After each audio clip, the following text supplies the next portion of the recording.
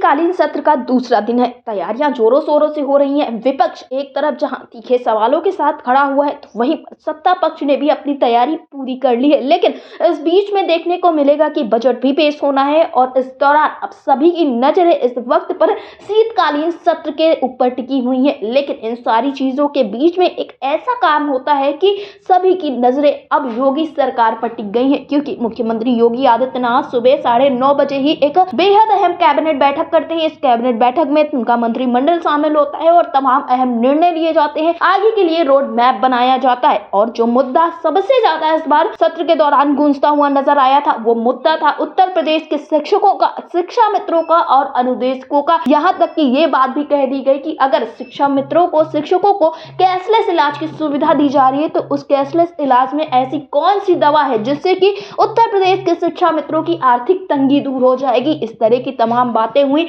अब इस योगी सरकार की कैबिनेट से तमाम उम्मीदें लगाई जा रही हैं, क्योंकि उत्तर प्रदेश के शिक्षा मित्रों के लिए लगातार यही कहा जा रहा था कि उत्तर प्रदेश के शिक्षा मित्रों के लिए सरकार की तरफ से कुछ ऐसी व्यवस्था की जा रही है कि दोबारा उन्हें भटकना नहीं पड़ेगा। वहीं पर शिक्षा मंत्री संदीप सिंह ने साफ तौर पे कमेटी के गठन की बात की थी। तो अब ये कहा जा सकता है कि आज की कैबिनेट बैठक के बाद इस सत्र में कुछ ना कुछ जरूर खास होगा। वहीं दूसरी तरफ जो शिक्षा मित्र अनुदेशक लंबे समय से परेशान थे, अपनी मांगों को लेकर, अपनी सभी समस्याओं के हल के लिए लगातार योगी सरकार से गुहार लगा रहे थे, तो कैबिनेट बैठक के बाद उम्मीदें लगातार बढ़ती हुई नजर आ रही हैं। अब देखना ये होगा कि आखिरकार कैबिनेट बैठक के बाद क्या कुछ खास निकल कर सामने आता है। और जब आज अनुपूरक बजट जो है वो पेश होने वाला है, तो इस बजट में क्या कुछ खास होगा, क्या कुछ बेहतर होगा, क्या उत्तर प्रदेश के शिक्षा मित्रों की समस्याओं का हल हो पाएगा, क्या उत्तर प्रदेश के जो तमाम कर्मचारी और शिक्षक हैं उनकी समस्याओं का हल हो पाएगा, या फिर इस कैबिनेट बैठक का महज यही मतलब था कि आगे का रोड मैप तैयार किया जाएगा। क्योंकि पूरा मंत्रिमंडल इस वक्त पर सरकार के साथ बैठा हुआ था, बातचीत करता हुआ नजर आ रहा था। योगी सरकार ने पूरी तैयारियां कर ली थी। तो इन सारी चीजों के बीच में इस कैबिनेट बैठक का होना एक अलग ही चीज का इशारा करता हुआ नजर आ रहा है। ये कहा जा रहा है कि योगी सरकार भी